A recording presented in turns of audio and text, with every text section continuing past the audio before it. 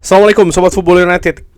Review preview Piala Dunia. Jadi gue ingin memberikan seperti biasa ya, review terkait dengan babak 16 besar dan juga preview ataupun juga prediksi di quarter finals, perempat final. Jadi di babak 16 besar gue sempat memberikan prediksi. Ternyata banyak yang salah ya. Ada 4 pertandingan yang salah. Gue ingin mulai dulu dari Prancis menghadapi Paraguay. Menurut gue pertandingan yang menarik, menunjukkan karakter yang kuat dari Prancis menghadapi tim Paraguay yang menurut gue tampil keras ya, cenderung kasar. Menurut gue ada banyak intrik di sana. Tapi bagaimana Prancis tetap konsentrasi, tetap fokus. Dan menurut gue mungkin ini salah satu bagian dari taktik Paraguay, di mana ya secara kualitas tentu saja mereka ini di bawah dari Prancis. Cuman ya diharapkan dengan memancing emosi para pemain Prancis, kualitas dari pemain Prancis ini akan turun ya, karena memang emosinya yang terpancing. Tapi ternyata itu tidak terjadi. Prancis tetap mendominasi, mereka juga menurut gue tetap menciptakan peluang-peluang yang ada. Walaupun ada banyak kontroversi juga, tapi mereka akhirnya bisa menyingkirkan Paraguay dengan skor 1-0.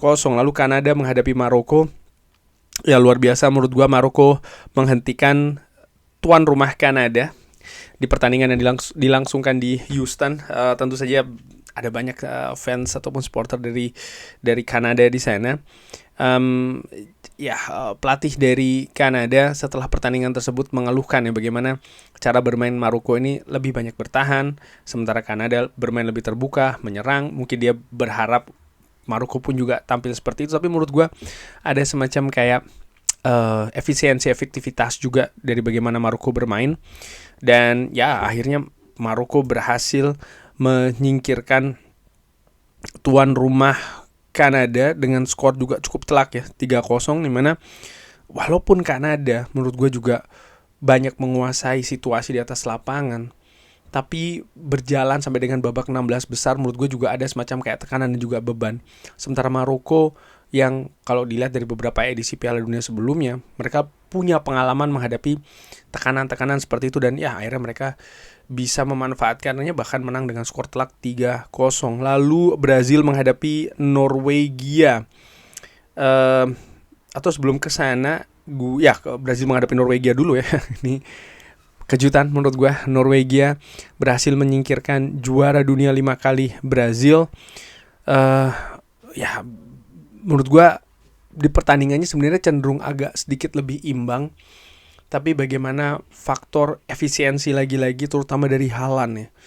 Tidak cukup banyak sebenarnya Haaland ini mendapatkan peluang di pertandingan tersebut, tapi ketika dia mendapatkannya, terutama dari gol kedua itu fantastis. Gol pertama pun juga demikian.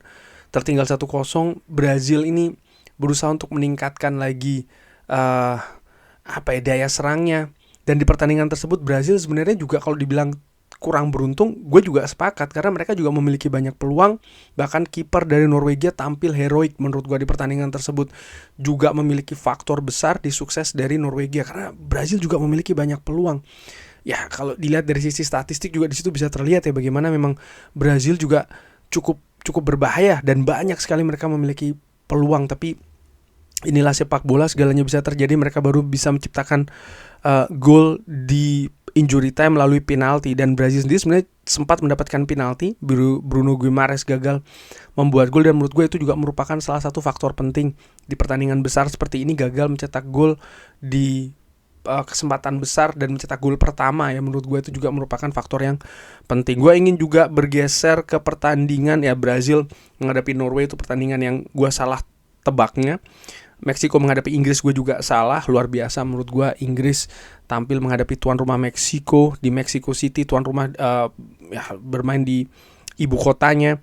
Tapi Inggris menurut gue kuncinya adalah 2 gol dari Bellingham menurut gue di menit 36 dan juga 38. Di situ semacam kayak menuruntuhkan mental mungkin ya dari pemain Meksiko yang sebelumnya juga tampil menekan, banyak peluang.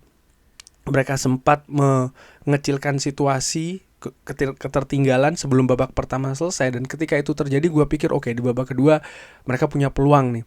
Apalagi ketika Inggris bermain dengan 10 pemain, tapi kecerobohan. Dan menurut gue kecerobohan ini artinya tidak disiplin ya. yang membuat mereka ini tertinggal 3 gol, walaupun mereka akhirnya bisa mengecilkan melalui tendangan penalti dan berusaha untuk mengejar. Tapi menurut gue Inggris tampil heroik, tampil luar biasa. Namun sama seperti ketika pertandingan menghadapi Kanada dan juga menghadapi Meksiko, dan nanti juga ketika Amerika menghadapi Belgia, menurut gue lini belakang dari tuan rumah ini tidak tampil disiplin, fokusnya tidak seutuhnya. Dan itulah yang membuat akhirnya mereka menderita gol di gawangnya. Inggris menurut gue tampil luar biasa ini ya.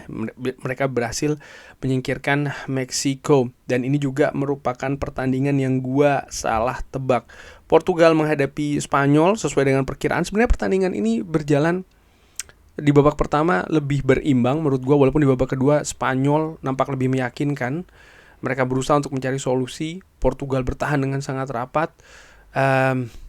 Ya, ini menjadi pertandingan terakhir dari Cristiano Ronaldo. Merino betul-betul mencetak gol yang menyakitkan menurut gue bagi fans Portugal, karena gol tercipta juga di injury time, dimana mungkin pemikiran sudah beranjak ke perpanjangan atau bahkan adu penalti. Tapi Merino menurut gue dengan kejelian bagaimana Spanyol ini menyusun serangan di periode tersebut, dan ini merupakan periode-periode krusial yang ujung pertandingan fokus menurut gue hilang. Fokus yang sebenarnya cukup oke dari para pemain Portugal dan juga pemain Spanyol hampir sepanjang pertandingan, tapi ada sebuah celah yang akhirnya tercipta dan bisa dimanfaatkan oleh Merino. Lalu Amerika Serikat yang disingkirkan oleh Belgia. Ada kontroversi terkait dengan pemain dari Amerika Serikat yang akumulasi dicabut ya kartu merahnya. Ya seperti gue katakan tadi, Amerika tampil nampak seperti kayak anti klimaks ya. Mereka tidak tampil fokus, terutama lini belakangnya, dan ini yang membuat Belgia unggul. Bahkan kalau gue lihat hampir di seluruh gol dari Belgia itu terjadi karena keteledoran lini belakang dari Amerika. Amerika sendiri juga menurut gue bukannya tanpa peluang, tapi peluang-peluang yang mereka hasilkan bukan merupakan sebuah peluang-peluang besar, dan mereka pun juga tidak bisa tampil efektif efisien di peluang-peluang tersebut, di mana di babak krusial 16 besar ini tampil efektif dan juga efisien itu sangat penting. Tapi Belgia justru yang mampu melakukannya. Argentina menghadapi Mesir, luar biasa. Setelah tertinggal 2-0, Argentina menunjukkan kelasnya menurut gua ya, bisa membalikkan keadaan dan akhirnya menang 3-2. Walaupun di pertandingan tersebut dari yang banyak terjadi di ulasan dan lain-lain memang penuh dengan kontroversi. Kenapa itu di VAR, kenapa yang ini tidak di VAR dan lain-lain. Ya, ini merupakan bumbu sepak bola. Perdebatan tidak akan berakhir menurut gua terkait dengan hal tersebut. Tapi dari sisi hasil ya, Argentina luar biasa sekali lagi, sudah tertinggal 2-0 menghadapi Mesir yang nampaknya sudah menancapkan satu kakinya di perempat final, tapi harus justru pulang dari Piala Dunia ini ya, bukan Argentina. Dan Argentina melaju ke babak perempat final. Swiss menghadapi Kolombia. Kolombia tampil menekan. Swiss juga menurut gua tampil dengan kolektif, berimbang menurut gua situasinya, bahkan harus bergulir sampai dengan adu penalti. Swiss sebenarnya tidak memiliki rekam jejak yang bagus dalam melakukan adu penalti.